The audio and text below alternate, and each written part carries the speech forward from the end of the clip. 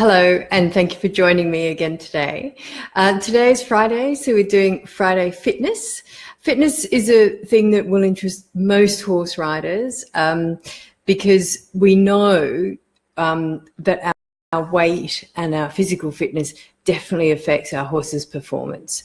And if it gets to a stage where it's quite bad, it can affect it really negatively. There's a couple of links that I've given you in the introduction to this. So you'll see above a couple of links, and one of them sends you to a free training tips. So go along there and grab yourself some free training tips. In there, you'll find groundwork and ridden work, as well as a science section. And there's all sorts of things. And you don't need to pay anything. You just sign up. You need to have an account so that you can get in. Oh, hello, Michelle. That's nice. This is the first time I've used the comment section. Look at that. Somebody doing what they've been asked to do is leave a comment. That's great. Thank you. This is, see, I'm just learning about this, and it's, there we go. I'm going to put that comment in. The comment I just put up, I'm going to pin it. This is a new thing I've learned to do. I'm pinning that comment, and it's so that you can get yourself the 100-day email series. That's an email series I've made. It's got tons of stuff in it, obviously, because it goes for 100 days. But each day there's a new idea or training tip. We talk about fitness as well in there. I talk a lot about science and all sorts of things, really useful, fun stuff. And I'm trying to engage you in conversation. And I've had such good feedback, and people are commenting all the time on the blog. It's great. So do go along and get yourself that free email series. So onto rider fitness. I want to concentrate today on horse rider weight ratio. Now, the reason this has come to mind for me is that I was riding a young horse last week, and I broke him in and just had a few rides on him this time last year, and he seemed fine. This time, and I am probably the same way, but he really did seem to be struggling. And so the only thing I could think of was he was struggling with carrying the weight.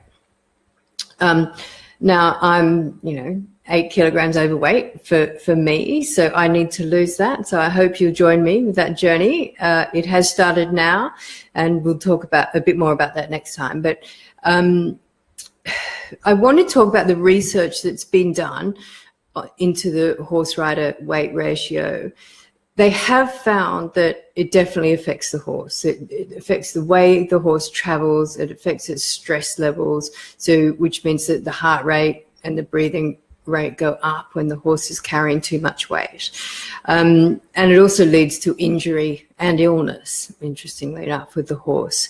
The original study that was done, and you're going to go, ooh, oh my God, found that the ideal weight ratio was that the rider was to weigh 10% of the horse's weight. So let's say I've got, I don't think I've got a horse that weighs much more than 500 kilograms out there, 1,000 pounds.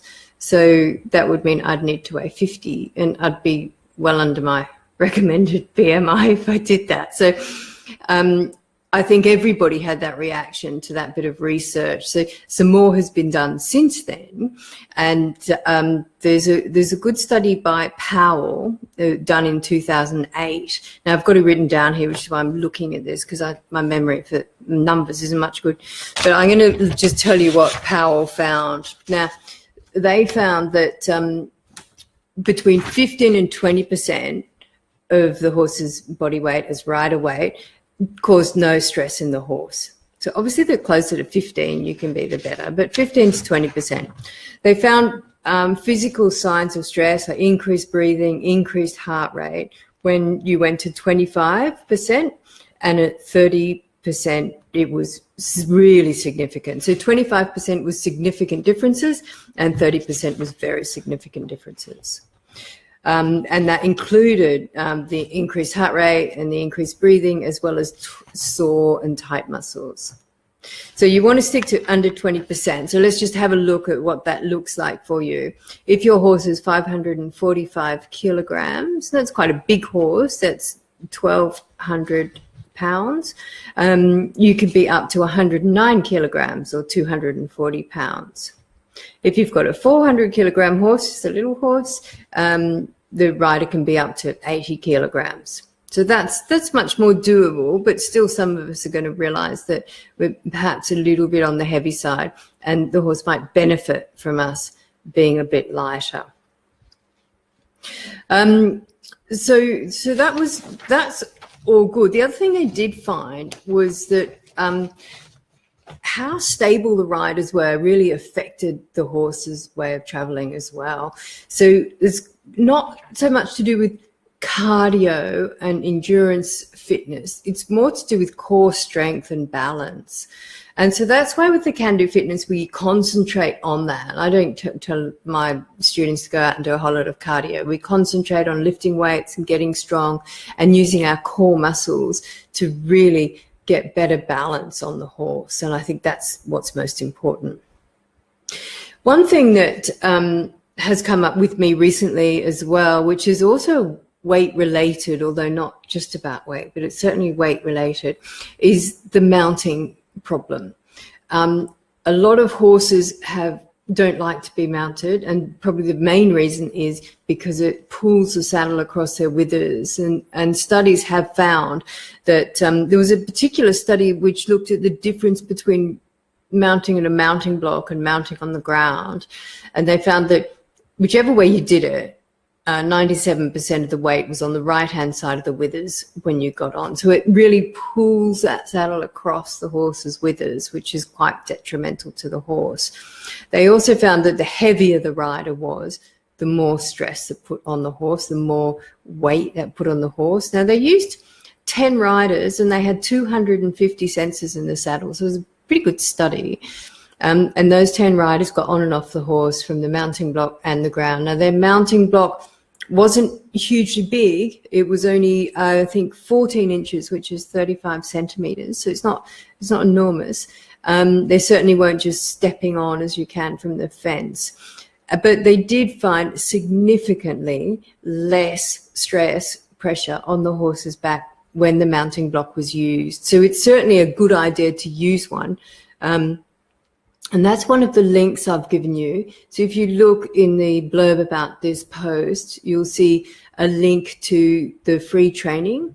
And go in there, there's a link about how to teach your horse to move its hips to the mounting block for easy mounting. So the lesson, it's a great little lesson because it also explains negative reinforcement and positive reinforcement, and how to really break a lesson down, how to concentrate on one foot.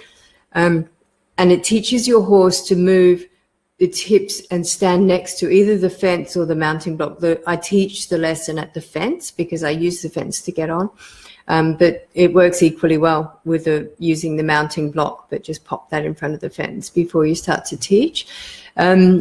And then you can basically just step onto the horse. So it's so much nicer for the horse's back. You know, whether you're a little bit overweight or not overweight at all, it's still so much nicer for the horse's back and for your saddle, of course. So all of these things are really important. Anyway, do go along and get that free training. It opens up a series of 5. There's 3 different categories in there. So there's a ridden work category, which is all about doing things under saddle, and it's got various little lessons and things in there. There's a groundwork section, which will give you lessons like this. It talks about the biting horse. There's all sorts of other things in there. And there's a science section as well, which just discusses different types of reinforcement and talks about different things we can do using science to get our horses nicely trained and happy, nice, happy horses is what we want. So thank you very much for joining me today. I'm going to be here every Friday for Friday Fitness. Today was just an introduction of why we need to really consider our physical fitness when we're riding the horse. So a lot of people say, oh, the horse does all the work, you know. And while that might be true, and I do believe that, I do believe the horse should do the work and we get to sit up there and look pretty. But unless we're a suitable weight for the horse, it's very hard to maintain our balance. The heavier we get, the more sort of sloppy we get as well. So that makes it very difficult for the horse to move properly. So that's really important. And the last thing we want to do with our horses, especially when we're training them, is to hurt them. And so if you are, overweight and you realize that with the horse, like I did the other day on that young horse, I realized I was too heavy for the horse. So if I continue that ride, I'm definitely going to hurt the horse. And once I've hurt the horse, it's a real game changer. And it doesn't really matter whether I hurt the horse on purpose or by accident. I could go and hit it on the head and hurt the horse, and that's on purpose. Or I could damage it by, I could hurt it by being too heavy for a small horse, and that's hurting the horse. And it changes everything, it really does. For the horse, I've suddenly gone from, being somebody that's helping the horse and having a really positive effect on the horse because I've been engaging its brain, I've been rewarding the horse, doing all of those things, to something that's really negative. So it's not something we can't overcome. We absolutely can. There is something we can do about it, and we will do that together, I hope. So as I say, this is the first of many Friday Fitness, and I really hope to see you here next Friday, and of course before that every weekday at 2 for Training at 2. Thank you. Bye. Oh, hi Susan.